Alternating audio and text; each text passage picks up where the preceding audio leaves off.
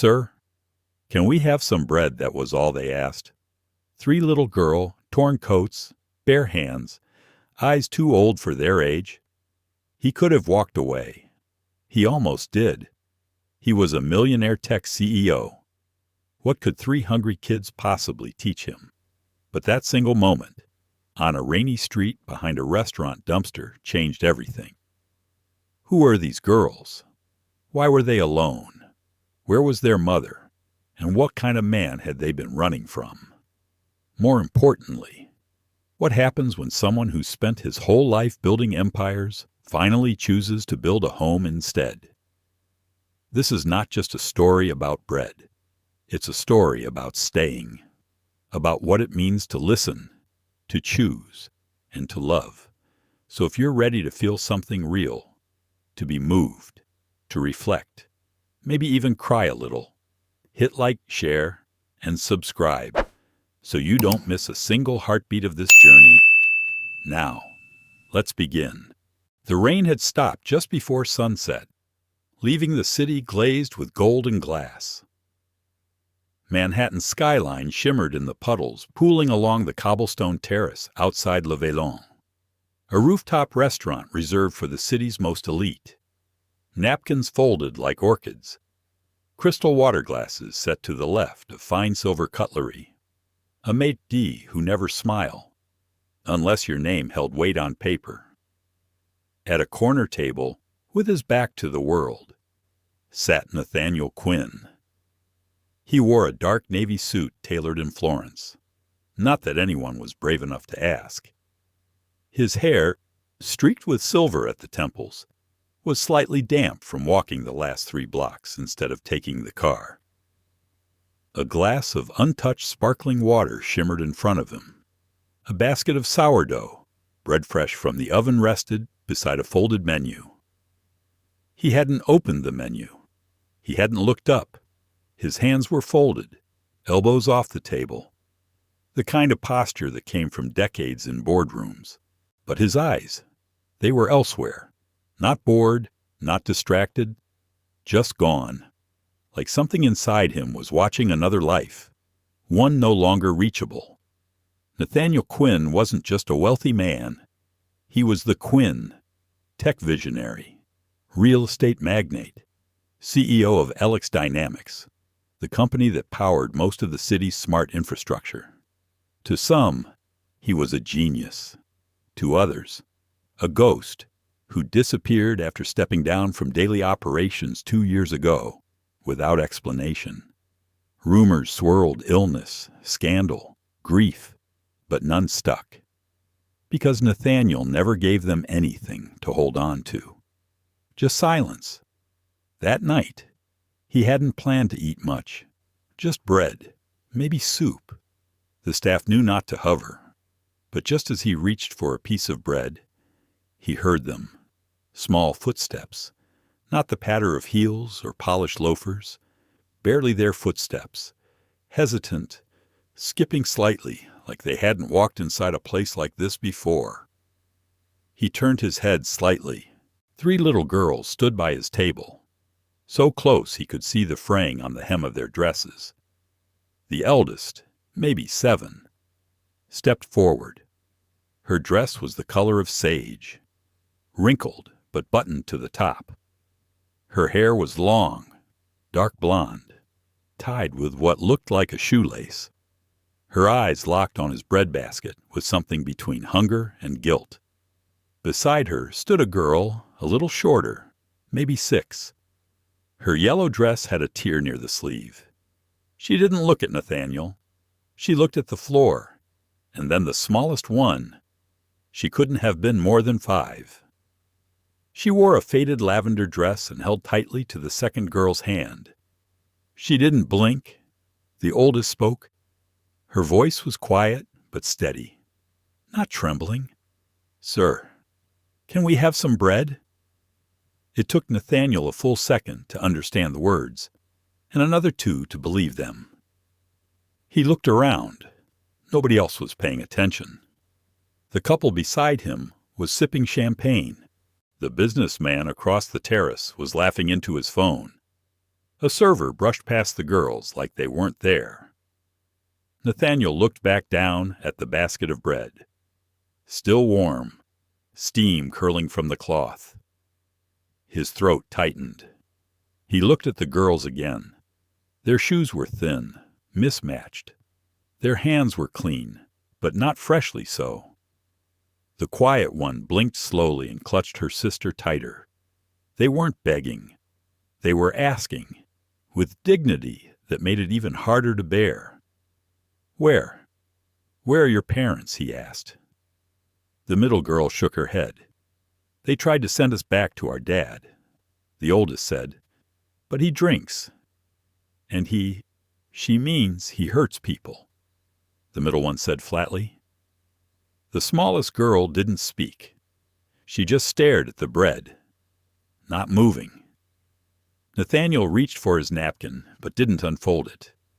His fingers needed something to hold, something to do, because everything inside him had begun to stir in a way it hadn't in years. He had built smart cities, led billion-dollar mergers, spoken at Davos, but in this moment, he couldn't think of a single thing to say, until he did. "Come sit down." The girls didn't move. The eldest bit her lip. "Are we allowed?" Nathaniel stood and gently pulled 3 chairs from the neighboring table. "Yes, please." They looked at each other, a silent vote. Then, slowly, they climbed into the chairs. The youngest sat on her knees to reach the table. Still, she didn't speak. Nathaniel passed them the breadbasket. They didn't grab, didn't devour. Each girl took a single piece, broke off a corner, ate slowly, gratefully. He watched them. Something broke open inside him, not loudly, quietly, like ice melting beneath the surface. After a moment, the eldest girl said, "My name's Hazel." The middle one added, "I'm Wren." The littlest girl didn't speak. Hazel looked over. "That's Ivy. She doesn't talk." Nathaniel nodded, memorizing each name. Hazel, Wren, Ivy. They didn't look at him like a billionaire. They looked at him like a maybe safe place, a maybe answer. He had no idea why they had come to him. Maybe it was luck. Maybe it was need. But as Ivy reached for another bite of bread with tiny, careful fingers, Nathaniel Quinn knew one thing for certain. He wasn't going to walk away. Not from this table. Not from them. Not tonight. The night stretched on with a hush that made the corners of the restaurant feel like another world. The lights overhead dimmed slightly as dinner service gave way to closing time, and most of the staff began to clean quietly, avoiding eye contact with the man at the corner table and his unlikely guests. Hazel sat up straight, her back never touching the chair. Wren leaned her elbow carefully against the linen, like she was trying to remember rules she had once learned, but long forgotten. Ivy sat perfectly still, both hands around the crust of her bread, as if it might disappear if she let go. Nathaniel still hadn't touched his food. He had ordered a small soup and a side of roasted carrots, but he had no appetite. Instead, he signaled gently to the server, who approached with hesitation. "Do you have anything warm?" "Something simple," Nathaniel asked, glancing at the girls. The server nodded, understanding. "Of course, sir. I'll bring something from the children's menu. Warm milk, maybe fruit." Nathaniel looked at Hazel. She gave a small, cautious nod. "Yes, please," he said. They ate in silence when the food arrived. Warm apple slices with cinnamon, soft bread rolls with butter, and small cups of milk. Hazel murmured a quiet, "Thank you." Wren glanced at the server, but didn't speak. Ivy only looked at the plate, then at Nathaniel, then began eating slowly, as if tasting for the first time in days. Nathaniel sat quietly. watching them more than eating. He couldn't stop wondering how they had gotten here. Not just into the restaurant, but into this city, into this moment, in front of him. There was something about the way they move, careful, practice, that told him this wasn't the first time they'd been invisible. He knew that feeling. He'd lived it, in another time, in another skin, after the meal. Wren let out a soft hiccup and immediately covered her mouth, looking terrified that she had done something wrong. "You're all right," Nathaniel said gently. "It's just a hiccup." She blinked, then, after a moment, smiled, just barely. Hazel broke the silence next. "We walked from the shelter," she said. "They said we had to go back to our dad. But our mom, she told us not to. Before the ambulance came, she said if anything ever happened to her, to run." Nathaniel's fingers curled slightly against the edge of the table. "What happened to her?" he asked quietly. Hazel looked down. He pushed her. She hit her head. "She didn't wake up," Wren added, her voice flat. "So we ran." There was no drama in how they said it, no trembling, no tears, just facts, as if they had already rehearsed the story in their minds so many times it had lost its right to hurt out loud. "Ivy hasn't spoken since that night," Hazel added. "She used to sing. You know, she used to sing all the time." Ivy didn't look up. She simply pressed her forehead against the table's edge for a moment, then returned to eating. Nathaniel swallowed hard. He thought about the shelters. He knew about the broken system, had donated to 6 organizations, but he had never truly seen it like this. Not sitting at his table, not with hands this small and truths this sharp. And still, he didn't know what he was doing. He wasn't a parent. He had no license, no manual, no plan. But he knew one thing. He couldn't let them walk back into that night. He leaned forward. "Do you have anywhere to go tonight?" Hazel shook her head. "We thought maybe. We'd sleep in the bus station." Nathaniel didn't hesitate. "You're not going there," he said firmly. "You'll stay with me tonight. Just for now. Until we figure out what to do." Hazel looked skeptical. Not scared, just unconvinced. "Are you allowed to do that?" she asked. "I don't know," he admitted. "But I'm doing it." They left through the private entrance, his hand gently guiding them into the back elevator while the restaurant staff pretended not to notice. His driver, Anton, waited at the curb beside the black SUV. When he saw the girls, his brow lifted in surprise, but he didn't say a word. Nathaniel only nodded once. "We're going home." The girls didn't speak in the car. Wren pressed her face to the window, watching the lights. Ivy curled up in Hazel's lap, eyes drooping. Nathaniel watched them in the rearview mirror, something twisting deep in his chest. He remembered nights on the road with his mother, sleeping in bus stations, the feel of winter through worn sneakers. He remembered the way it felt to be told, "Just sit still. Don't talk. Don't make it worse." He had been 8, and no one had ever reached for his hand. His apartment was on the 47th floor of a tower overlooking the river. Modern, spacious, quiet, too quiet. The kind of quiet that amplifies loneliness. When they stepped inside, Hazel's eyes swept across the marble floors, the tall ceilings, the soft lighting. Wren whispered, "Is this a hotel?" Nathaniel shook his head. "No, it's just home." They took off their shoes without being asked. He led them to the guest room, but before they lay down, Hazel turned to him.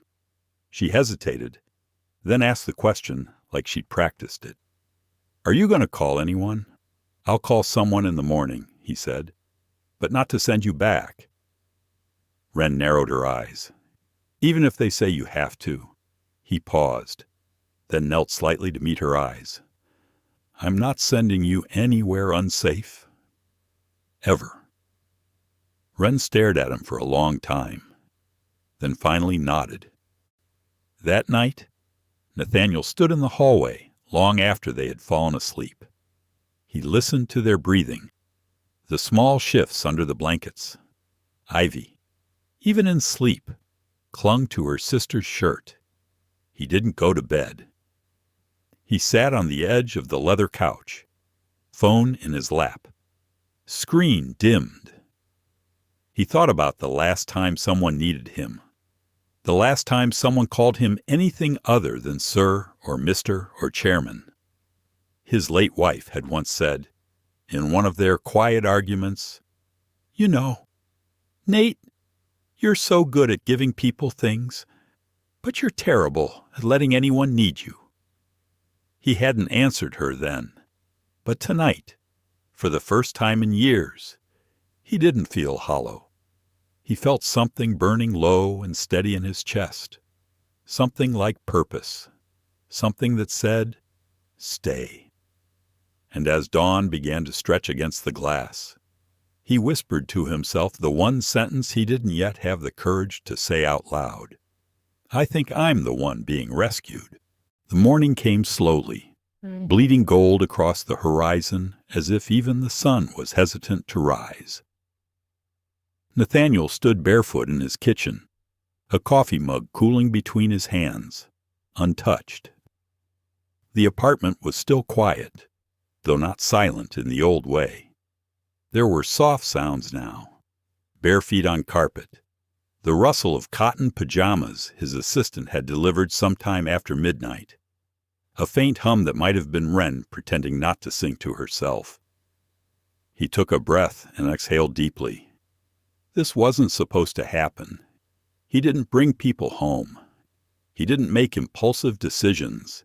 He didn't open doors he couldn't control. But here he was, standing in his own house, listening for the footsteps of 3 little girls who had turned his world on its side.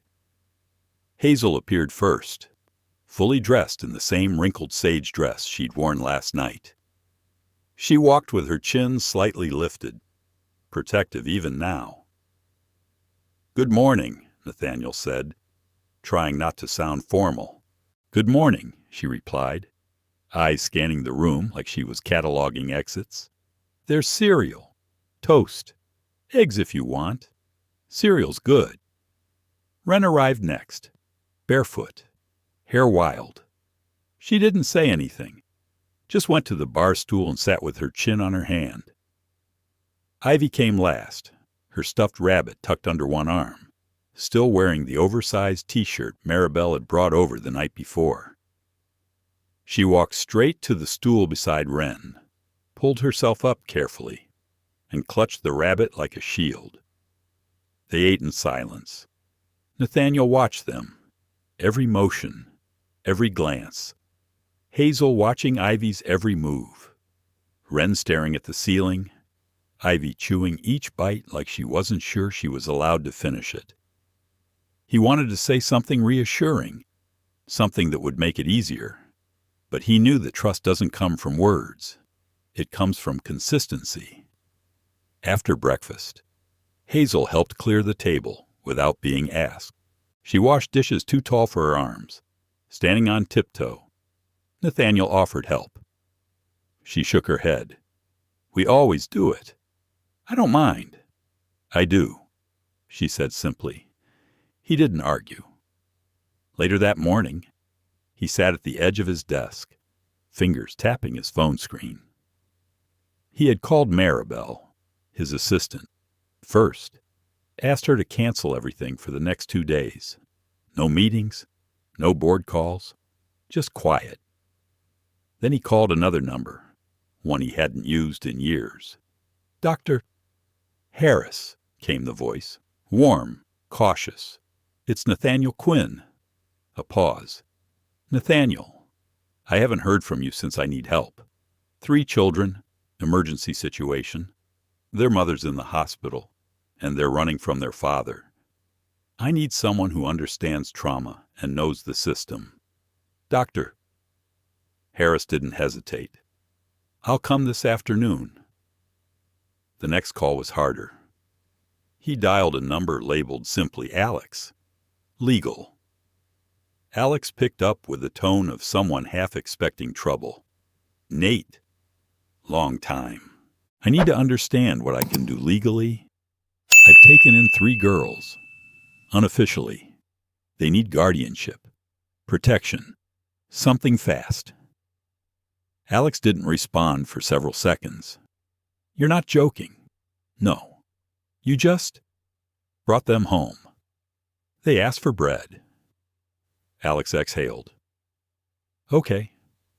We'll need to file an emergency petition. Temporary custody. You'll be scrutinized, background checked, evaluated. And unless you're biologically related or already licensed, this could get messy. I don't care if it's messy. Just make it happen. Alex paused.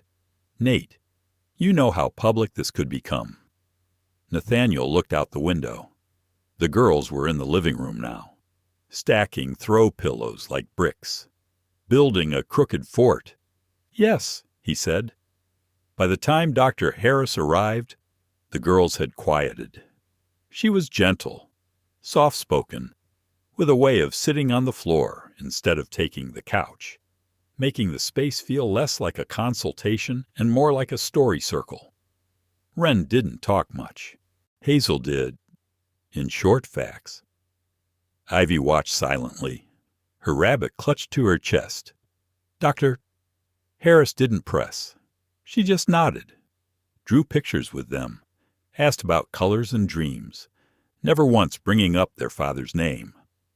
After she left, Nathaniel leaned against the doorframe and asked the question he'd been holding since the night before. Do you want to stay here? For now, Hazel looked at Wren. Wren looked at Ivy. Ivy was the one who gave the smallest, nearly invisible nod. Then that's what we'll do, Nathaniel said. The days that followed moved strangely. Time seemed both slow and sharp. The apartment changed around them. Maribel brought books, clothes, toothbrushes. The cleaning service adjusted their schedule. A pediatrician came for checkups. Hazel had a bruise healing on her shoulder. Wren had a chipped tooth. Ivy flinched at loud sounds, but otherwise seemed healthy. At night, Nathaniel read to them. First Charlotte's Web, then The Secret Garden. Hazel corrected his pronunciation more than once. Wren said he was bad at animal voices. Ivy listened in silence, but sat closer each evening. One night, Hazel stayed up after the others had gone to bed. She sat on the edge of the couch, her arms wrapped around her knees.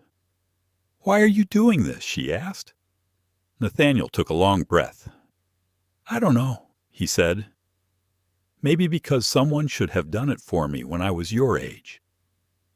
Hazel looked at him, her face unreadable. You don't know what we've seen.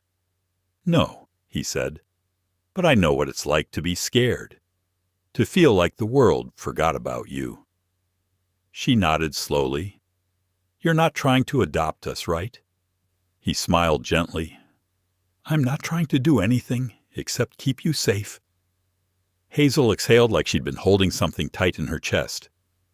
Okay, she said. For now. Nathaniel nodded. For now. That night.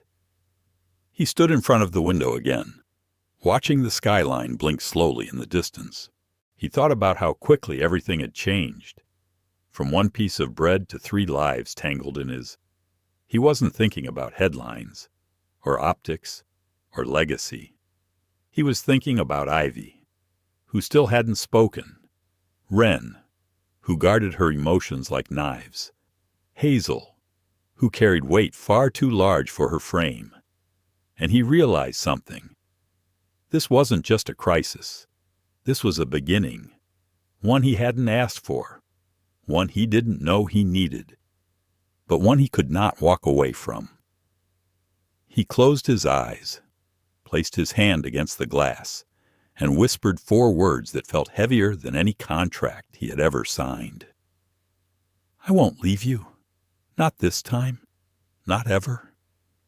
Nathaniel came home early the next day. He usually worked until after the skyline darkened, but now time felt different, slower, more urgent. It wasn't about closing another deal. It was about checking if Wren had finally found the words to speak her mind, if Ivy had smiled, or if Hazel had let herself act her age for once. He stepped through the door and paused.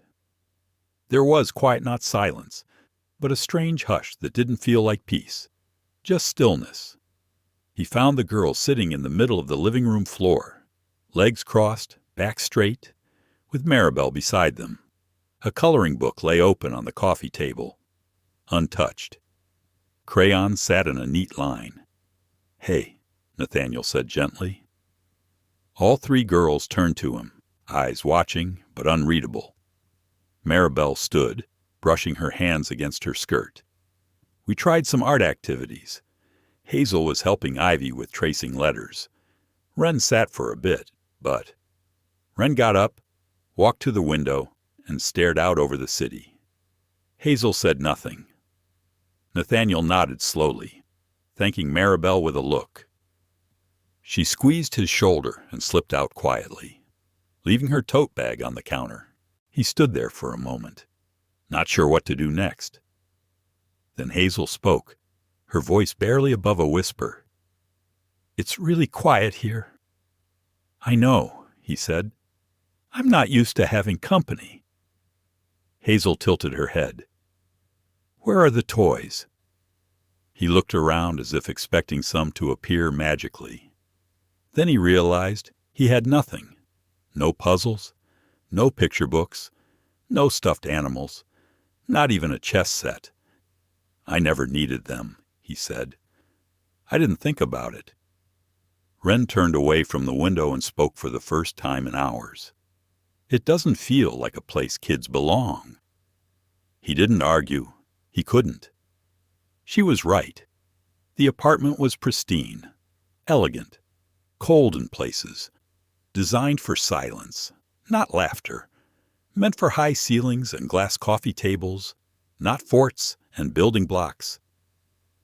Ivy walked up to the bookshelf and stared at the rows of white-spined, hardcover business books. She reached for one and turned to Nathaniel with a puzzled expression. "Those aren't very fun," he said with a soft smile.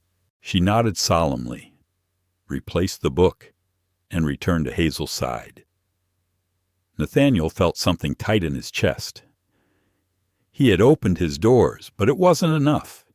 He had given them food, shelter, safety, but he hadn't yet given them a sense of belonging. "Would you help me pick some things?" he asked suddenly. "You can make a list. Whatever you want. Toys, books, anything." Hazel's eyebrows lifted. "You'll really get them?" "Yes," he said without hesitation. Wren perked up slightly. "Even dolls. Especially dolls."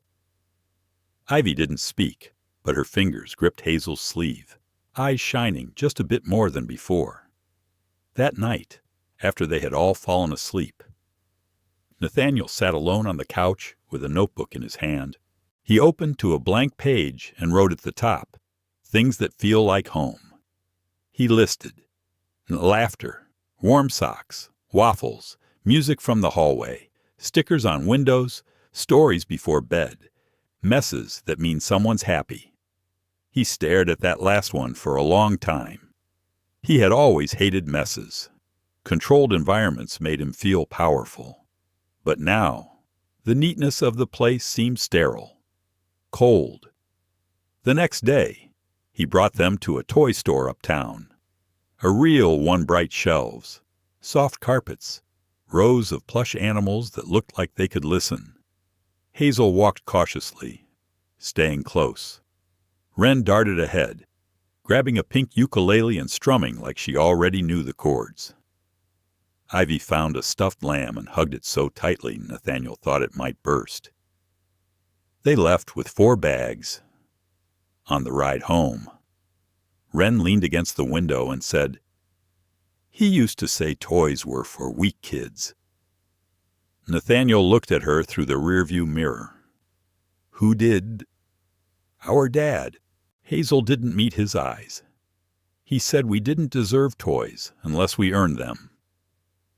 "And how do you earn them?" Wren answered. "By being quiet, by making dinner without asking for help, by saying sorry when we didn't do anything." Nathaniel's hands tightened on the steering wheel. "You don't have to earn anything here," he said quietly. "You just get to be kids." That night, the apartment transformed. The quiet was filled with squeaks from new dolls, Wren strumming out tuneless music, Hazel reading aloud from a storybook with all the different voices. Ivy didn't speak, but she laughed. Just once. A soft, surprised sound that made Nathaniel turn from the kitchen with wide eyes. Hazel saw him freeze and whispered. She laughed. "Did you hear it?" "I did," he said. "I really did." Later that evening, Nathaniel sat on the hallway floor, his back to the wall outside their room. He didn't want to leave just yet. He listened to the muffled sound of the girls playing, and it struck him again how easily silence had become his default. Not peace, just silence, an emptiness he hadn't questioned until now. He remembered his mother's apartment growing up, cramped, always a pot on the stove, always someone humming. He used to hate the noise, but now he realized it had meant life was happening. He closed his eyes and let the sound seep into him. Footsteps approached. Hazel emerged, holding a glass of water. "Do you miss being alone?" she asked. He thought about that. "Sometimes," he admitted, "but mostly. I think I was lonely and didn't know it." Hazel nodded. "Me too, but I always knew." She turned to go, then stopped. "Do you think we'll stay here long?" "I hope so," he said, "but I don't know yet." She looked down. "People always say they'll keep us. They usually don't." Nathaniel swallowed hard. "I'm not people. I'm me. And I meant it when I said I won't let you go back to him." Hazel met his eyes, then stepped closer. "Can I ask you something?" "Of course. What's your full name, Nathaniel Quinn?" She repeated it quietly, testing the weight of it. "And yours?" he asked. "Hazel Boone." She said, "Wren Boone, Ivy Boone, Boone." He echoed, "That's a strong name." Hazel gave a small smile, then added softly, "But we don't really have anyone left who wants it." Nathaniel sat with those words for a long time after she went back to bed. He looked around the apartment, no longer neat but alive with evidence of play, and felt something shift inside him. A name, a promise. He didn't know what it meant yet, but he knew he would keep it. Because belonging wasn't just about a roof. It was about knowing that someone sees you, claims you, refuses to forget you. And Nathaniel Quinn had never claimed anything in his life more fully than this. He would not let them become invisible again. Not now. Not ever. Nathaniel stood in the hallway outside the courtroom, his hands buried deep in his coat pockets. The smell of floor polish, stale coffee, and bureaucracy clung to the air. It was a building he had never thought he'd walk into unless there was a lawsuit or a contract to defend. But this wasn't about business. This was about 3 little girls, and whether they'd be torn away from the only safe place they'd known in months. Inside the courtroom, the hearing hadn't yet started. Temporary custody proceedings, emergency review, words that sounded sterile on paper but felt like thunder in his chest. Hazel sat beside Maribel on a wooden bench, legs swinging slightly above the floor, her hands folded tight in her lap. She was wearing the yellow cardigan Maribel had chosen that morning. It made her look like she was trying to be hopeful. Wren sat slouched, hoodie pulled over her head, arms crossed. She hadn't spoken all morning. And Ivy clung to her stuffed lamb like it was her heartbeat. She didn't cry. She never cried. That, in itself, broke Nathaniel a little more each day. He caught Hazel glancing up at him. She gave a tight smile, meant more for him than herself. He nodded back, and she looked away again. Dr. Harris arrived, clutching her case file. She offered Nathaniel a quiet nod and leaned in. The judge is conservative. By the book, but she's fair. Fair, he repeated. Let's hope that's enough. Alex, his lawyer, emerged from a side room. His tie was crooked, and he looked like he hadn't slept. He's here, Alex said. Nathaniel didn't have to ask who. Franklin Boone, the girl's father. Nathaniel turned, and there he was. Greasy jacket, hands shoved into the pockets of worn jeans.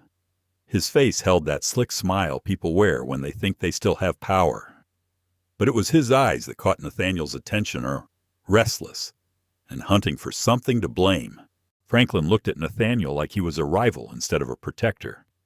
That's him, Nathaniel whispered to Alex. Yeah, Alex replied, and he's playing it calm for now. Franklin was alone. No attorney, no suit, just him and a battered folder in one hand. Maribel shifted closer to the girls instinctively. Nathaniel didn't blame her. A bailiff called them in. The courtroom was small, almost intimate, like someone had taken a room meant for decisions about parking tickets and decided to decide lives inside it instead. Nathaniel took his place at the table beside Alex. Hazel sat quietly with Maribel behind them. Wren refused to sit and stood in the corner, hood still up. Ivy stayed in Dr. Harris's lap, her head tucked beneath her chin. Franklin sat across from them, looking smug. The judge entered, and everything stilled. She was older, gray hair in a tight twist, reading glasses perched on the edge of her nose. Judge Beatrice Sloan. Nathaniel recognized the name from corporate filings and city reform hearings. She had a reputation for being stern, but meticulous. She scanned the documents in front of her. This is a temporary custody hearing involving minors Hazel, Wren, and Ivy Boone. Mr. Franklin Boone, the father, is present and requests immediate reunification. Mr. Nathaniel Quinn has filed for emergency guardianship. Let's begin. Franklin spoke first. He kept his voice low and folksy, a calculated performance. Your Honor, I didn't abandon my girls. Their mama got sick, and things got hard. I was scared, but I didn't hurt them. I just needed time. I want my girls back. Nathaniel tried not to react. He knew manipulative charm when he saw it. He'd negotiated with billionaires who could fake sincerity better than seasoned actors. But this wasn't business. This was about whether Hazel, Wren, and Ivy would be forced back into a home that had never been safe. Judge Sloan turned to Alex. Mr. Quinn, you're not related to the children. What compels you to seek guardianship? Nathaniel stood. His voice was steady, but his heart raced. They asked me for bread. Your Honor, that was it. Just bread. I couldn't walk away. And now you wish to take full custody. No, ma'am. I'm asking for temporary guardianship until their mother is well enough to make decisions. I'm not replacing her. I'm just holding space until she can come back. And the father Nathaniel looked across at Franklin, then back at the judge. The girls flinch when they hear his voice. Ivy hasn't spoken since they left. Wren talks about punishment like it's oxygen. Hazel sleeps with her shoes on in case she needs to run. Silence fell like a sheet. Franklin shifted in his chair, but didn't object. Judge Sloan looked to Dr. Harris. "You've evaluated the children I have?" The doctor replied. "There are clear signs of psychological trauma, consistent with chronic emotional and physical neglect. Hazel Boone shows parentified behavior caretaking far beyond her age. Wren exhibits classic signs of hypervigilance. Ivy is selectively mute, likely from trauma, not neurological deficit." Franklin slammed his palm on the table. "That's not true." Judge Sloan didn't blink.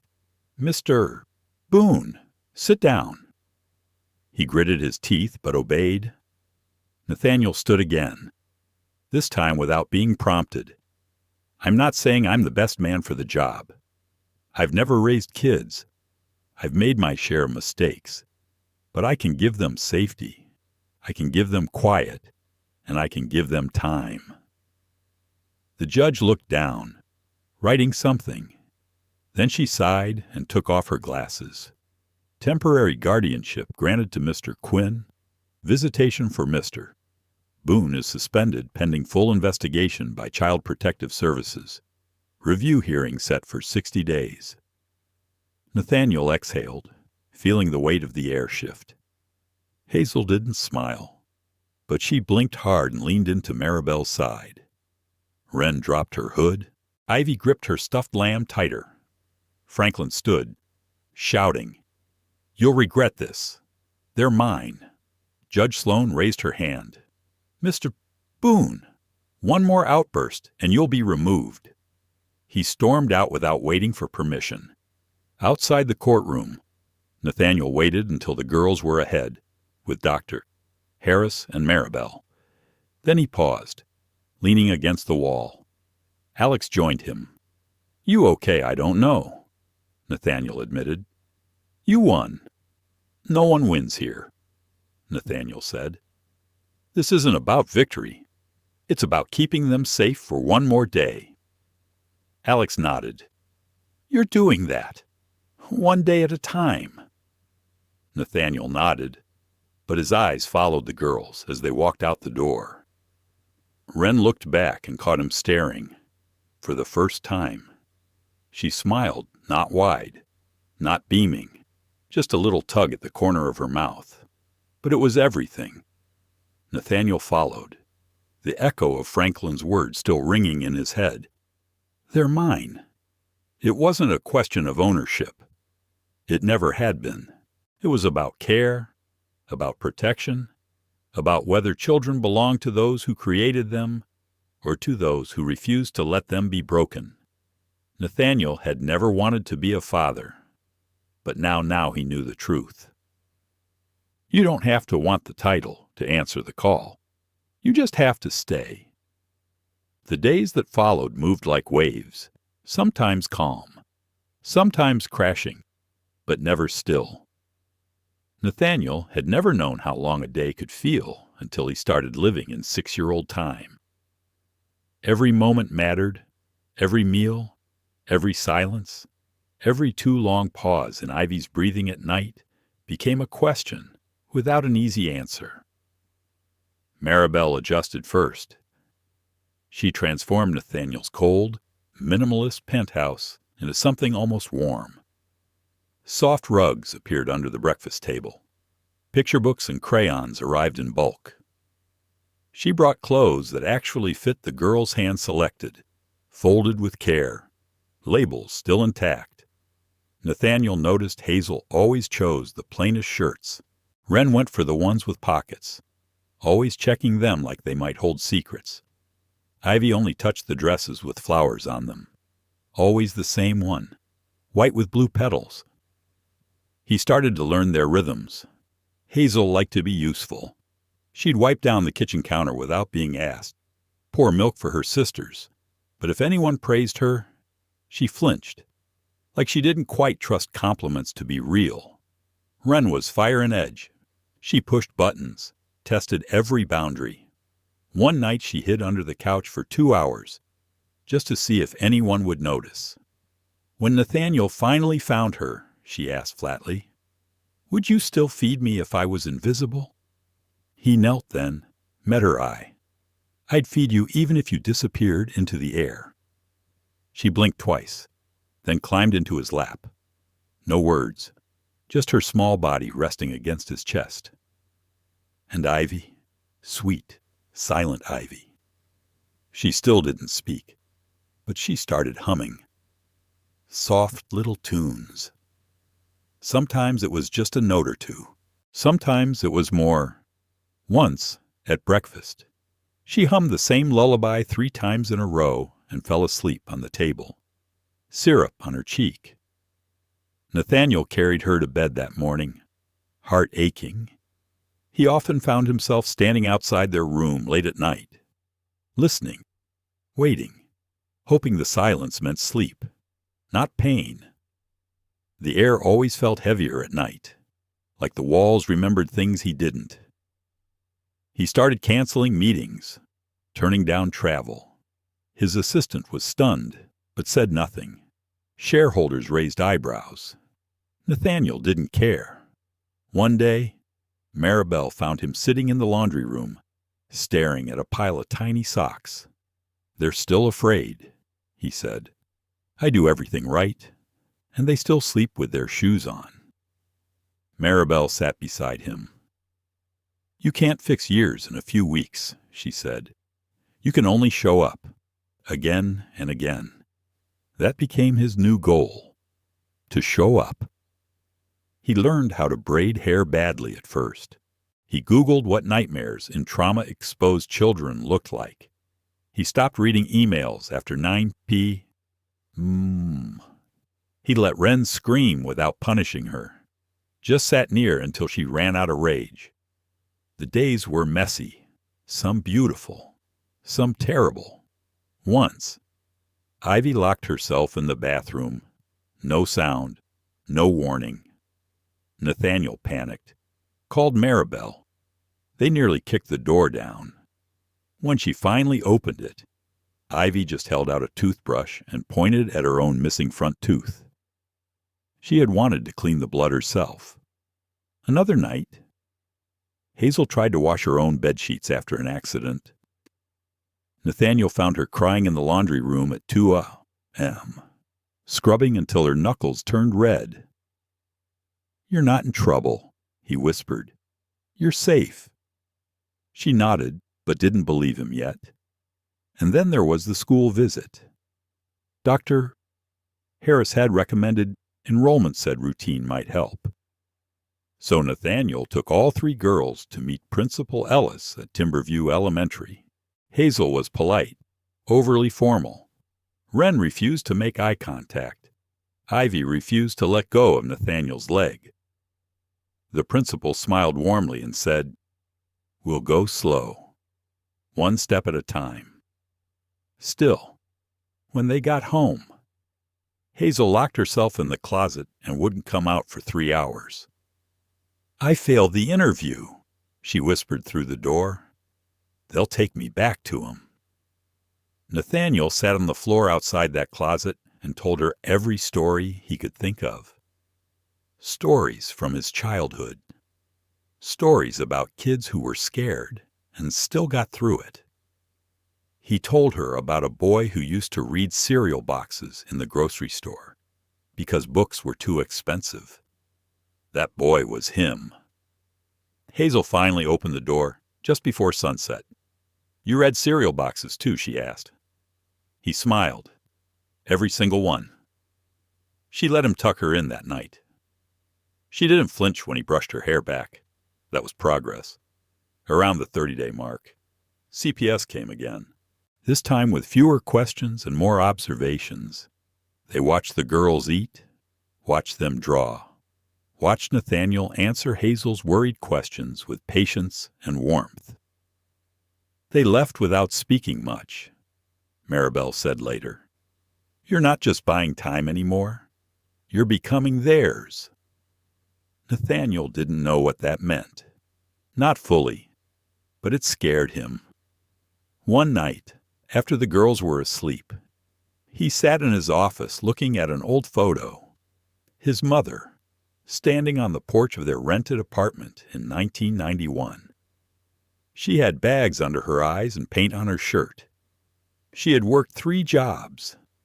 He remembered being 5 and watching her collapse on the couch. He'd bring her a glass of water and whisper, "You okay, Mama?" She'd always say the same thing, "Still breathing. That's a win." Nathaniel looked out the window now, down at the city pulsing with lights and ambition. He thought about everything he'd built, the money, the buildings, the boardrooms. None of it had prepared him for brushing tangled hair or answering hard questions about fathers who disappear. One night, Hazel asked him, "What if you go away too?" He paused, then sat beside her and told the truth.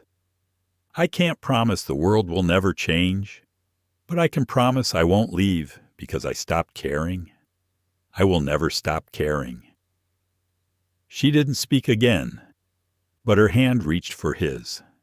It was the smallest, quietest revolution he had ever been a part of. At the end of the 60th day, Nathaniel sat on the couch with all 3 girls asleep on him, Wren across his lap, Hazel curled at his side, Ivy tucked beneath his arm. The TV played cartoons quietly, but no one was really watching. He closed his eyes, and for the first time in decades, he felt still, not stuck, not restless, just still. He didn't know what the next court date would bring. He didn't know what Franklin was doing, or what argument he'd bring next. But for tonight, Nathaniel Quinn was not the man who built towers. He was the man who held 3 little girls like the whole world depended on it. Because maybe it did. Nathaniel barely noticed the wind picking up that morning. The sky was smeared with gray, the kind of slow-building tension that promised more than rain. But his attention wasn't on the weather. It was on the envelope that had just arrived at his door. Inside was a single sheet of paper, a formal summons. Franklin Boone was suing for full custody. Nathaniel stared at it for a long time. Then he sat at the kitchen table and called Maribel. "We're out of time," he said. She didn't ask what he meant. She only said, "I'll be there in 20. By the time she arrived, Hazel had already noticed the change in his voice. She stood by the doorway, eyes fixed on the paper in his hand. "Is it about him?" she asked quietly. He nodded. There was no point pretending. Wren, who'd been playing with Ivy's hair, looked up sharply. "Is he coming?" "I don't know yet," Nathaniel said. "But he's trying." Hazel's shoulders tensed. Ivy crawled into Nathaniel's lap without a word. Her small hands clutched his shirt like she was afraid he'd vanish. He didn't. Maribel took over the kitchen so he could make calls. First Alex, his lawyer, then Doctors Harris, then a woman named Valerie Finch, a child advocate who worked with the family court. Nathaniel didn't stop moving all day. He barely ate, but he paused when Hazel came to him holding something folded in her hand. "This was in my sister's coat," she said. "It was a drawing. 3 stick figures. A girl, a house, a tree. The house had a heart drawn on the roof. She called it our safe place." Hazel said. Nathaniel felt his throat tighten. That night, the storm finally broke over the city. Rain slammed against the windows. Wind howled down the narrow streets, and thunder growled low and heavy in the distance. The girls couldn't sleep. Nathaniel let them stay in the living room, all curled up under blankets. Wren tried to be brave, but even she jumped when lightning flashed. Hazel clutched a flashlight. Ivy just clung to Nathaniel's arm, her breath shaky. "Are storms bad luck?" Hazel asked softly. "No," he said. "Storms make things grow." They were quiet for a long time after that. "Eventually," Wren whispered, He yelled during storms. Nathaniel turned toward her. "Who did our dad?" she said. "He said the rain made him crazy." Hazel spoke without looking up. He threw a chair once, just because Ivy sneezed. Nathaniel didn't know what to say, so he didn't speak. He just wrapped his arms tighter around them and let the silence stretch. Later, when they were finally asleep, he stood at the window and watched the storm rage. He knew what was coming. Franklin had money now, lawyers, and a story, a neat little lie about redemption and regret. Nathaniel had something messier. He had love. The court hearing was scheduled for 10 days later. The morning of... Hazel refused to wear the dress Maribel had picked. She put on jeans and a jacket and pulled her hood up over her face. "I'm not here to look pretty," she said. "I'm here to be heard." Wren wore one of Nathaniel's ties knotted around her neck like a protest banner. Ivy held her drawing in both hands. Nathaniel walked into the courtroom with them at his sides. No security, no fanfare, just a man who had discovered that some things were worth fighting for. Judge Beatrice Sloane sat at the front, gray-haired and stern, but not unkind. Franklin Boone sat across from them in a crisp navy suit, flanked by 2 attorneys. He looked clean, polished, almost respectable. Nathaniel recognized the performance instantly. It was the kind of image men like Franklin wore like armor. The hearing began. Franklin's lawyer spoke first. He painted a picture of a man who had lost his way, but found healing, who wanted to reconnect with his children, who believed in second chances. "He regrets the pain he caused," the lawyer said smoothly, "but he has turned his life around. He has employment, a stable home, counseling records, and most importantly, the legal right to pursue reunification." Nathaniel didn't flinch, but he looked at the girls. Hazel's jaw was locked. Wren's hands balled into fists. Ivy stared at the floor. When it was his turn, Nathaniel didn't raise his voice. "I don't pretend to be perfect," he began. "I never planned for this. I've made mistakes, but I've also made a promise." He paused, then looked directly at the judge. "These girls are not statistics. They are not checkboxes on a form. They are human beings who have already lost too much. If you ask them, they will tell you they don't feel safe with their biological father. I can't erase the past, but I can protect their future." He stepped aside. Then Hazel stood. She wasn't supposed to speak, but Judge Sloane let her. "My name is Hazel Boone," she said. "I'm 7 years old. My sisters are Wren and Ivy. We know who our dad is. We remember, and we don't want to go back." Franklin's attorney objected. The judge waved it off. Hazel continued, her voice shaking. "Mr. Quinn didn't ask for us, but he stayed. He listens. He makes pancakes that taste like hugs. He buys us books even when we don't ask. He lets Ivy be quiet and never calls her broken. He's not our dad by blood, but he's the first person who ever made us feel like we mattered." Judge Sloane nodded slowly. "Thank you. Hazel." Wren stood next. "I don't care what papers say," she said. "If you send us back, I'll run away. I will. I'll find a bus and I'll go to the library and I'll live in the book room forever." People in the gallery chuckled. Even the judge smiled. Then Ivy stood. She didn't say anything. She just walked to the bench and handed Judge Sloane her drawing. The judge unfolded it slowly.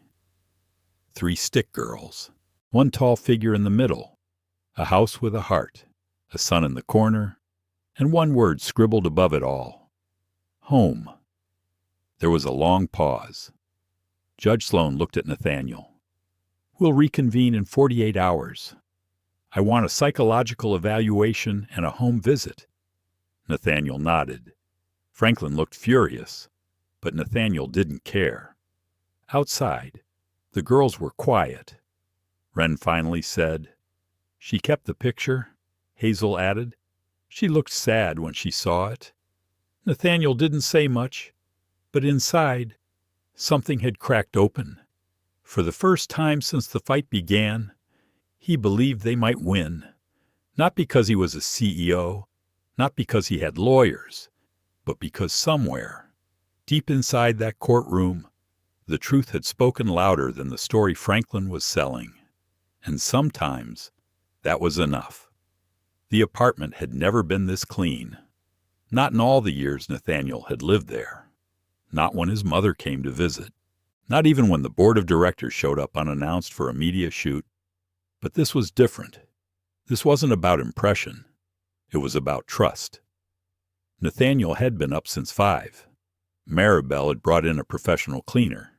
But he still scrubbed the baseboards himself, rearranged the girls' art supplies, and vacuumed the couch twice. He even ironed the throw blankets, though he wasn't sure why.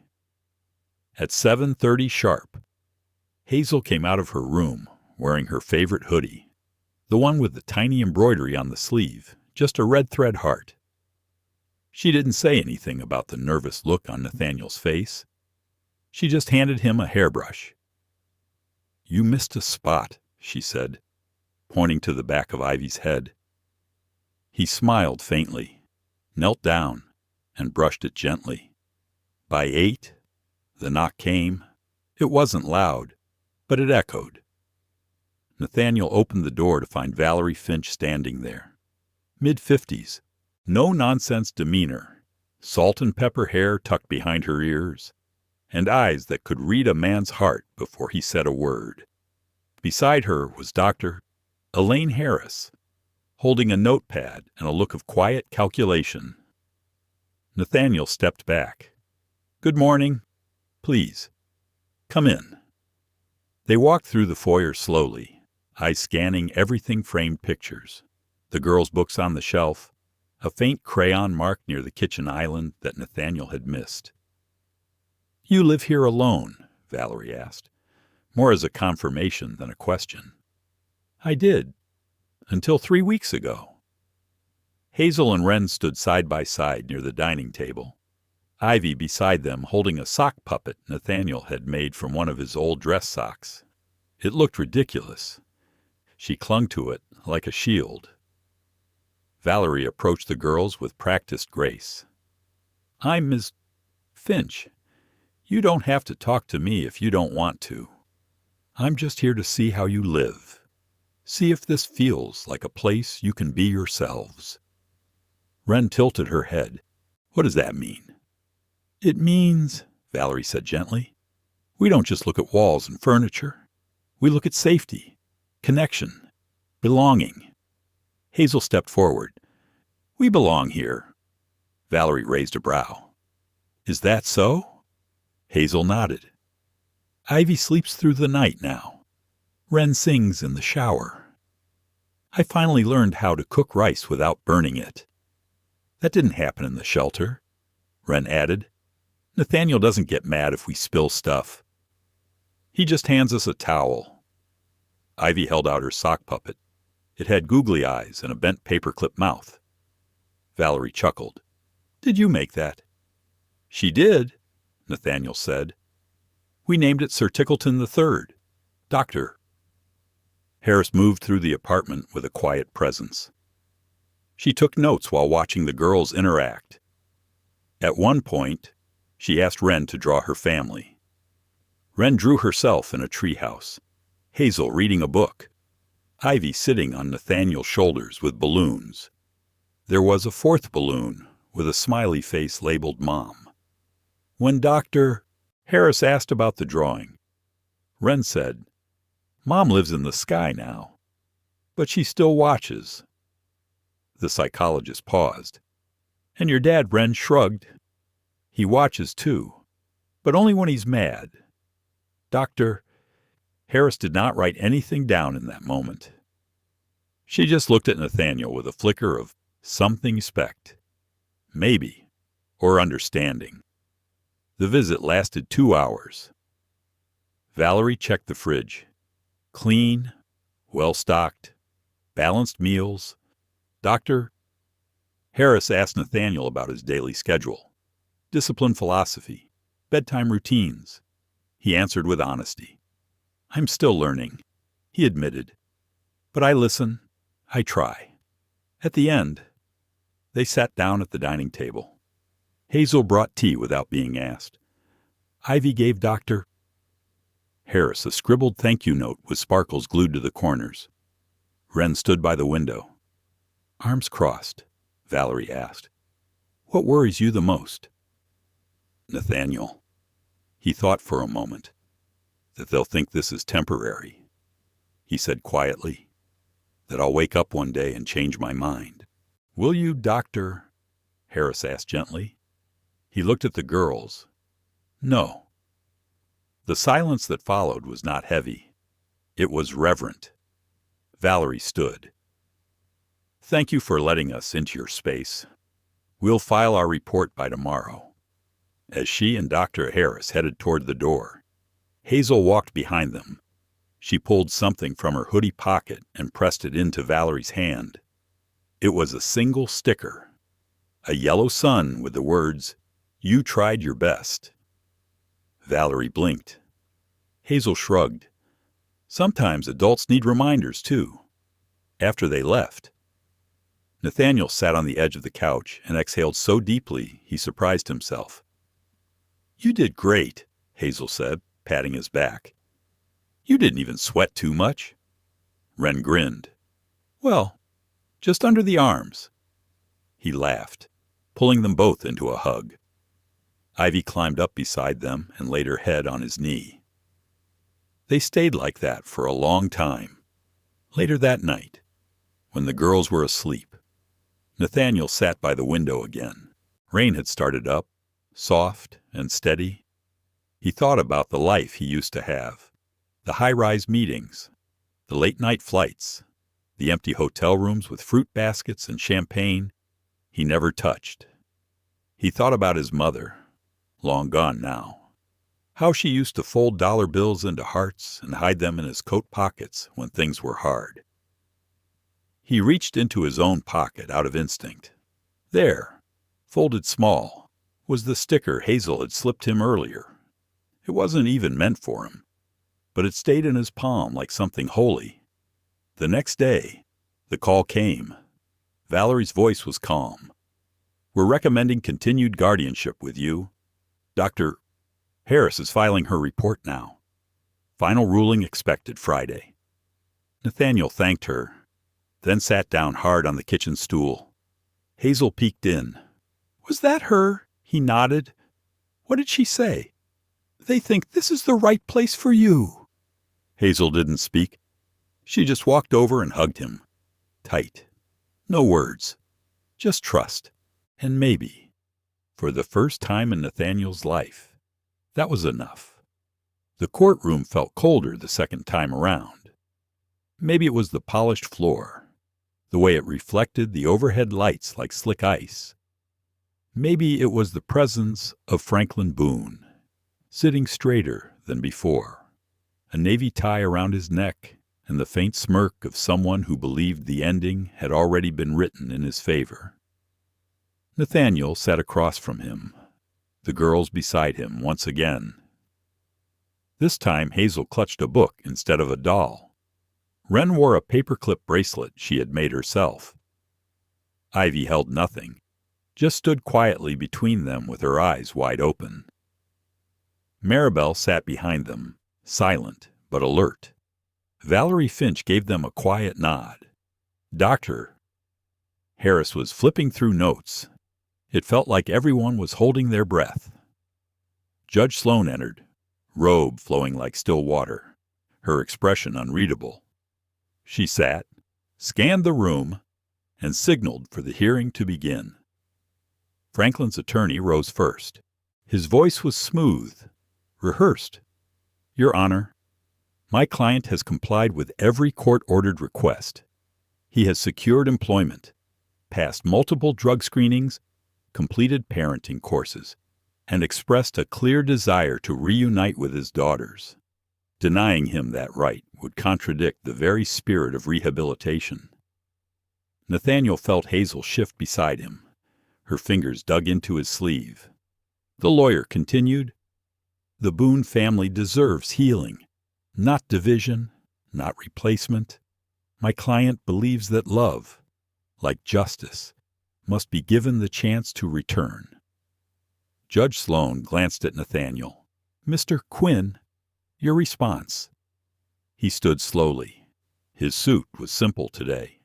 No silk tie, no cufflinks, just a quiet strength. "I don't claim to replace anyone," he said, "and I have no desire to erase these girls' history. But I know this being a father isn't about second chances given by law. It's about safety, consistency, presence. You can't rebuild trust with paperwork alone." He looked at the girls, then back at the judge. "These 3 children have bloomed here, not because of me, but because they were finally safe enough to be themselves. Hazel writes poetry now. Wren builds tiny robots. Ivy speaks, sometimes quietly, gently. But that voice was buried for years. It took patience to hear it." He paused. "If you send them back, you don't just risk undoing that growth. You risk telling them that survival doesn't matter." Judge Sloan gave a slight nod. "Understood. Witness statements, forms. Dr. Harris went first. Her voice was soft but unwavering. "These children exhibit classic symptoms of trauma rooted in early instability and emotional neglect. Since placement with Mr. Quinn, they have demonstrated significant progress cognitively, behaviorally, emotionally." She looked at Franklin, then at the judge. Returning them to an environment where fear once defined their days would not only be premature, it would be deeply harmful. Their bodies may have healed, but their trust is still in the soil, fragile and new. Next, Valerie Finch stood. "Home isn't made of bricks," she said. "It's made of rituals, safety, belonging. I observed the girls in Mr. Quinn's home for nearly 3 hours. What I saw was not just care, but relationship. They chose him, again and again, in ways that matter." Franklin's lawyer objected. "That's emotional speculation, not legal precedent." Valerie raised an eyebrow. "Sometimes the truth doesn't need a statute to be real." The judge allowed it. Then, unexpectedly, Hazel stood. She hadn't been called. But she walked to the front of the courtroom anyway, book still in hand, and asked permission to speak. Judge Sloan studied her face and gave a small nod. Hazel opened her notebook. The room hushed. "I wrote this last night," she said. "It's not long. Just honest." She took a shaky breath and read, "When I was little, I thought the world was made of alarms. Doors slamming, bottles breaking, my sister crying, my father yelling. I thought love was supposed to hurt a little. Then one day we knocked on a door, and a man gave us bread. Not just food, but warmth. He didn't know our names, but he made space for them. Now I know the world isn't made of alarms. It's made of choices, and we choose him." She closed the book. Wren clapped once, then remembered where they were. Ivy walked to Hazel's side and took her hand. Franklin's lawyer stood again. "With respect, Your Honor, these are children. Their emotions, while moving, are not the measure of legal custody." Hazel turned. "Then what is?" The lawyer froze. Judge Sloan looked at Franklin. "Do you wish to speak?" He rose, slowly, reluctantly. "I know I messed up," he began. "I know I hurt them. But I'm still their father. That has to count for something." Nathaniel didn't move. Franklin glanced at the girls. His tone hardened. "They were mine first," Wren whispered. "We were never yours. We were just scared of you." The words slipped out before anyone could stop them. Franklin's jaw clenched. "You're just a kid. You don't get to decide." But Ivy stepped forward. She hadn't spoken in front of strangers before. Her voice was like birdsong after winter. "We do now." Judge Sloan held up her hand. "I've heard enough." The courtroom fell still. "I will render my final judgment tomorrow morning," she said. "In the meantime, the children will remain in Mr. Quinn's care. No contact is permitted between Mr. Boone and the children until a ruling is made." Franklin opened his mouth to protest. Judge Sloan didn't look at him again. The gavel fell. It sounded like a thunderclap in Nathaniel's chest. Outside the courtroom, the girls gathered around him. Hazel was trembling. Wren looked angry. Ivy buried her face in his jacket. He held them all, not as a shield, as a home. That night, the apartment was quiet again, not because no one was talking, but because the storm had passed. The final wave was on the horizon, but they had survived the worst of it. Nathaniel sat with Hazel on the couch, her notebook on her lap. "You were brave," he said. She looked up at him. "So were you. I didn't know what to say to him." He admitted. "You didn't have to," she said. "We said it for you." He didn't cry. Not right then. But something inside him cracked a little, the kind of break that lets light in. Hazel leaned her head against his shoulder. "I hope she picks us," she whispered. He took her hand. "I already did." And in that quiet, steady moment, no matter what the court decided tomorrow, they all knew something lasting had been built. Something the law could measure only in echoes. Something called love. Morning came in pale gold, washing over the city like a gentle hand. Nathaniel had barely slept. He sat by the window, coffee cold in his hands, watching the light climb the walls of buildings across the street. It was the kind of silence that pressed on the ribs, not loud, not urgent, but present in a way that made you breathe slower. The girls were still asleep when Maribel knocked softly on the door. She was dressed in slate gray today, practical and elegant. "You ready?" she asked. Nathaniel looked over. "Does it matter?" She smiled faintly. "Not really, but it helps." They rode to the courthouse together. Valerie Finch met them outside, arms folded, her clipboard tucked tight beneath her coat. "Dr." Harris was already inside. No one said much. The sidewalk buzzed with morning foot traffic. But for them, the world felt still, like it was waiting too. Inside the courtroom, the girls took their usual seats. Hazel held Ivy's hand. Wren leaned into Nathaniel's side with quiet trust.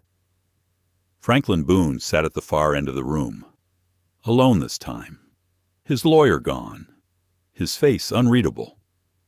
Judge Sloan entered, her robe sweeping behind her like a curtain closing on one act and opening on another. She did not glance around or offer small talk. She sat, folded her hands, and looked directly at the girls before she spoke. This is a difficult case, not because the facts are unclear, but because the heart often weighs heavier than the law allows. She paused, but sometimes justice and love meet in the middle. Nathaniel felt the breath hitch in Hazel's chest beside him. Judge Sloan continued, voice steady but warm. In reviewing all testimony, psychological evaluations, home observations, and the lived experience of the children involved, I find it in the best interest of Hazel Wren and Ivy Boone that full legal custody be granted to Mr. Nathaniel Quinn. Effective immediately. Hazel gasped. Wren whispered, "Oh my God." Ivy began to cry quietly, not from fear, from release. Judge Sloan wasn't finished. This ruling is not a denial of biological ties, but rather an affirmation of chosen safety. Franklin Boone's parental rights will be suspended indefinitely, pending further review and conditional upon long-term behavioral evidence. Until such a time, he is not permitted contact or visitation. Franklin stood, angry, shaking. "They're my daughters." Judge Sloan looked at him without flinching.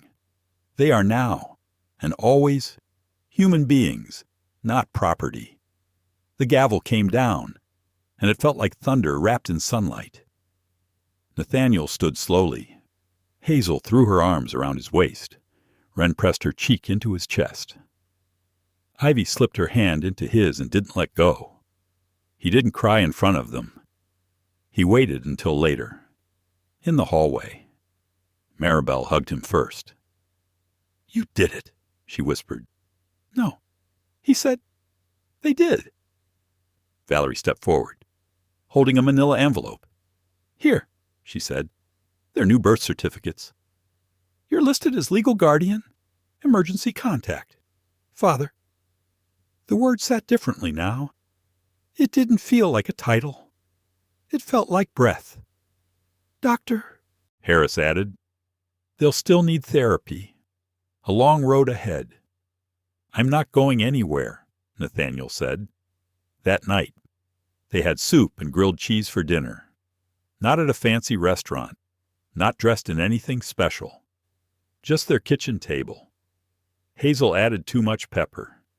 Wren burned the crust a little. Ivy sat between them, humming softly under her breath. It was perfect. After the girls were in bed, Nathaniel sat in the study flipping through papers he hadn't touched in months. He found one from the city's Family Advocacy Board, a proposal he had once started, then abandoned. It was a plan for a foundation that would offer transitional housing, legal support, and trauma counseling for children displaced by domestic abuse. He stared at the draft, then picked up his pen and began to write. Not from obligation, from conviction. The next morning, he called a press conference. It wasn't about drama. It was about visibility. Reporters came expecting a scandal. They got something else. "I'm Nathaniel Quinn," he said from the podium.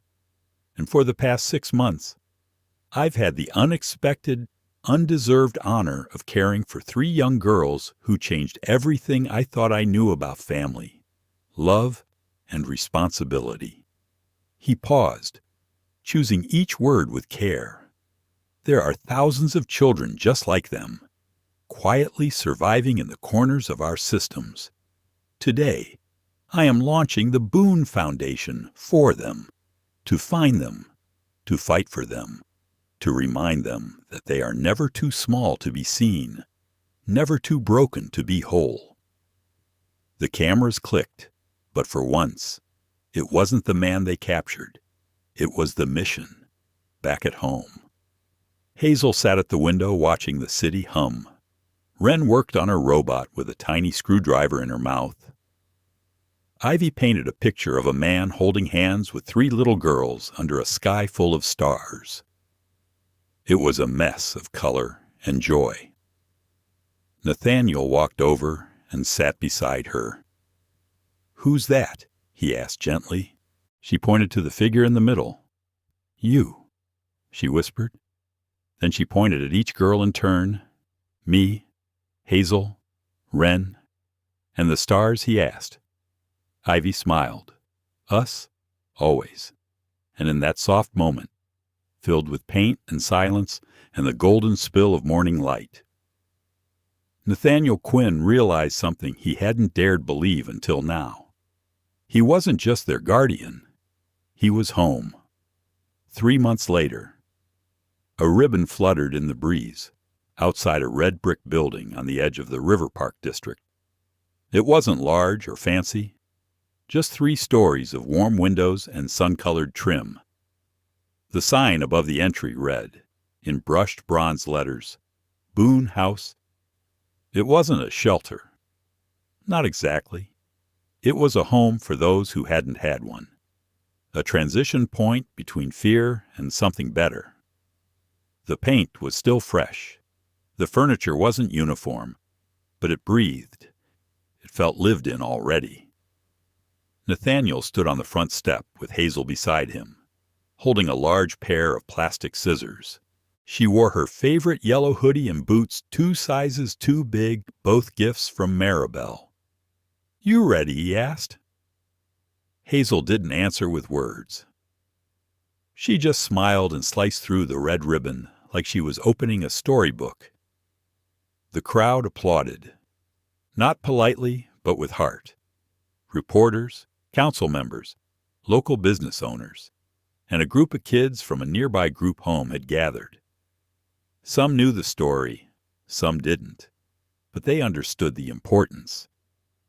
It was in the way people stepped gently through the front doors, like entering something sacred. Wren gave a tour. She pointed to the art corner, the library nook, and a rack of clean coats labeled, "Take one. Keep warm." She explained each room like she'd built it herself. Ivy stayed close to Nathaniel, her hand wrapped in his. She didn't speak much, but her eyes did. They moved across the walls like she was memorizing them, like she knew what they meant. Maribel stood near the kitchen handing out cider and sandwiches. She smiled easily, but stayed alert, watching every guest with quiet protectiveness. Boone House might have had Nathaniel's name on the paperwork, but it had Maribel's heartbeat in every brick. Later, when the visitors thinned out, Nathaniel found a quiet bench on the back patio. The city skyline glowed softly in the distance. Hazel wandered out with 2 mugs of cocoa and offered him one. She sat down beside him, swinging her legs. "Do you think Mom would have liked it?" she asked. He took a moment. "I think she would have been proud of you." Hazel nodded, eyes misting over. She used to tell us stories about trees that grew even in the cracks of sidewalks. That we could be like that. "You are," he said. "You're stronger than most people I know." There was a long pause, the kind that feels safe, not empty. Then Hazel said, "Do you ever get scared?" He smiled gently. "All the time." Even now he nodded. "Especially now. Caring for something real. It makes you feel like you've got something to lose." She sipped her cocoa, thinking, "Yeah, but we already lost a lot before. So maybe this time we get to keep something. Inside." Wren was helping Ivy tape her latest drawing to the kitchen wall. It was a messy picture of a house surrounded by stick figures holding hands. In one corner, a tiny dog was drawn with a crown. "What's his name?" Wren asked, pointing to the dog. "Sir Crumbs," Ivy whispered. Maribel laughed from the hallway. "That is an excellent name for a watchdog." Ivy beamed.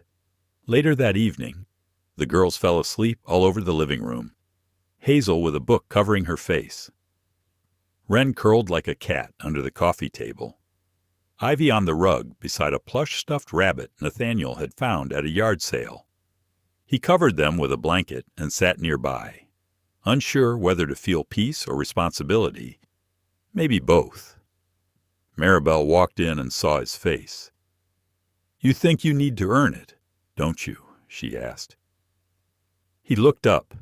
"This," she said, gesturing at the quiet room, "was never about you being perfect. It's about being present. That's what they trust." He exhaled slowly. "I just keep waiting for someone to say I'm doing it wrong." She smiled softly. "They already said the only thing that mattered. They said home." The next morning, the girls woke early, buzzing with energy. It was Saturday, which meant pancake day. Ivy insisted on pouring the batter. Wren played DJ and blasted old Motown hits through the kitchen speaker. Hazel made sure no one burned anything. Nathaniel just watched them, flipping pancakes as if it were the most important meeting of his week. Maybe it was. After breakfast, they packed backpacks and headed to the Riverwalk for cleanup day. Boone House had started a small program, kids and adults together, cleaning up local parks, not just for charity, but for reclaiming space, for being seen. As they picked up wrappers and broken bottles, a woman approached Nathaniel with a boy clinging to her coat. She looked uncertain. "I heard about your place," she said. "Is it just for girls?" "No," he replied. "It's for anyone who needs a reset." The boy peeked out. His face was small, wary, but his eyes were sharp. Nathaniel knelt. "You like robots?" The boy blinked, then nodded. "We've got a girl named Wren who builds them out of old phones. Maybe she can teach you." The boy looked up at his mother. She gave a small, tearful nod. Nathaniel stood and gave her a card. "Come by tomorrow. We'll make room." As they walked away, Hazel came up beside him. "Was he scared?" she asked. "Yes." "Were you?" He smiled. "Not anymore." That night, as the sun dipped low, the girls sat on the back steps with Coco again, their laughter soft and layered like music on repeat.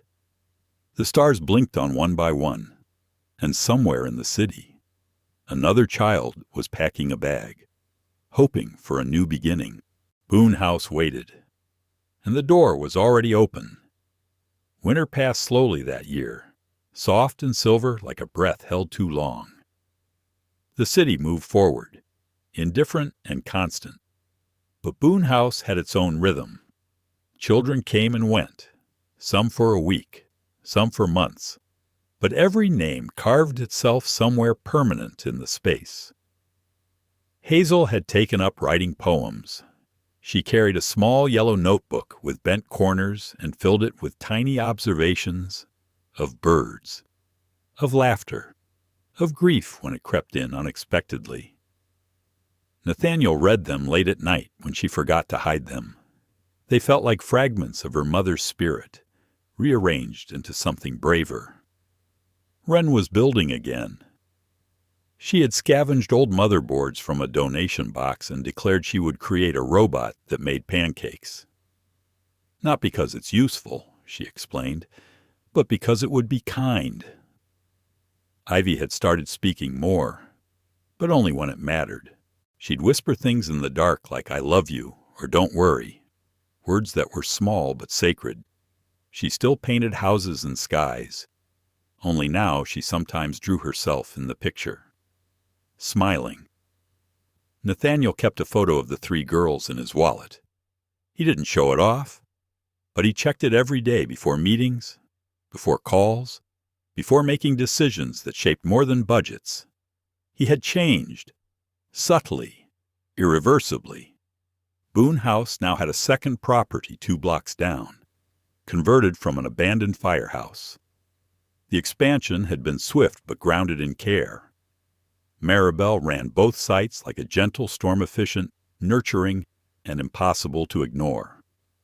One cold Saturday morning, the girls asked to plant something. "A tree," Hazel said, "to remember."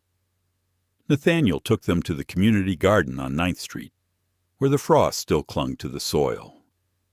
He brought a small white oak sapling, its branches like fingers reaching toward a sky not yet convinced of spring. The 4 of them knelt in the dirt. Ivy pressed her hand to the root ball and whispered something only the earth would hear. Wren patted down the soil like she was tucking it in for bed. Hazel tied a ribbon around the trunk, blue and gold. "Why a tree?" Nathaniel asked gently. Hazel didn't look up. "Because trees stay." He nodded. "Even when it's hard?" She looked at him then, especially then. As they walked back, Hazel held his hand. Do you remember the bread she asked? He blinked. Which one? The first one. The crust you gave us behind that restaurant. I thought you were going to say no. I almost did, he admitted. Why didn't you? He paused, because Ivy looked at me like I mattered. She smiled. You did, back home. Nathaniel sat at his desk and opened a blank page. Not for a report, not for strategy, for something else. He wrote, 3 girls once asked me for bread. I thought they were hungry. I was wrong. They were asking for a door, for someone to say yes, for proof that the world still held softness. He paused. Let the silence fill the room like music. I used to believe in systems, in clean lines and fixed outcomes, but I've learned that sometimes love doesn't arrive with fanfare. Sometimes it shows up in torn coats, in silence, in the courage it takes to ask. He kept writing, letting it spill, about Boone House, about Hazel's poetry and Wren's robots, about Ivy's drawings and her quiet defiance, about second chances and the invisible currency of presence. Maribel read it later and said nothing. She just left a cup of tea beside the pages and a note that read, Print this. People need it. 2 weeks later, the story was published in a local journal, then syndicated, then shared across platforms with quiet fury, not for drama, but because people needed to remember that grace could exist without spectacle. Messages came in from everywhere, some from social workers who felt less alone, some from survivors who had once been children like Hazel, Wren, and Ivy.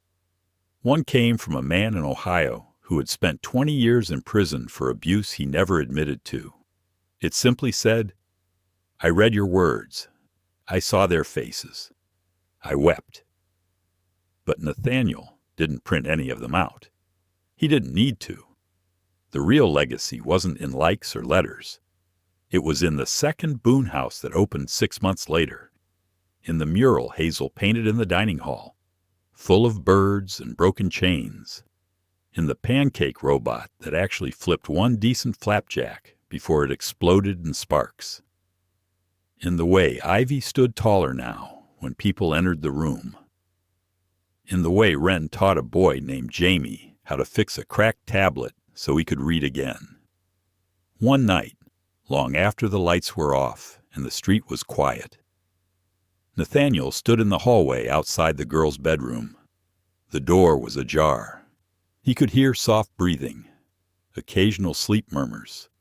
He thought about Franklin Boone, about the darkness he'd poured into their early lives, about how easy it would have been for them to believe that's all the world held. But they hadn't. They chose different, again and again. He stepped into the room and kissed each forehead softly. Hazel stirred and opened one eye. Are you okay? She asked sleepily. Yes, he said. I just needed to see you. She nodded, rolled over, and whispered, We're still here. Nathaniel stood there for a long time. The next morning, Ivy asked to go see the tree. They walked together, the 4 of them, hands linked. The sapling had buds now, tiny, green promises. There was a new ribbon tied to the trunk. This one was white. What's that for? Nathaniel asked. Hazel smiled. For the pages we haven't written yet. And in that moment, under a sky just beginning to warm, he knew the story wasn't ending. It was still being lived, in laughter, in quiet dinners, in open doors and second chances. Sir, can we have some bread? That was the question that had begun it all. But now, the answer was everywhere, in every name on the Boone House wall, in every child who walked in afraid and left with a toothbrush and a hope, in every person who believed that home wasn't just a place, it was a decision to say yes, to stay, to become. In a world where people scroll past pain like it's noise, Three little girls taught us to stop, to see, to stay. Hazel, Wren, and Ivy didn't just survive. They transformed the life of a man who had everything except meaning. And in doing so, they showed us that home is not made of walls. It's made of choices, of presence, of love that stays even when it's hard. This story reminds us what happens when we choose compassion over convenience, when we respond to need not with fear, but with yes. But it also calls us out on every system that failed those girls, on every adult who looked away, on every excuse made in the name of order while children fell through the cracks. Let this story stay with you. Let it remind you that the smallest voices often carry the loudest truths. If this moved you, if you believe in dignity, in second chances, in rewriting endings, please like, share, and subscribe to our channel. Because these stories aren't just stories. They're seeds. And together, we're growing something that matters. Stay with us for the next one. You're going to want to hear it.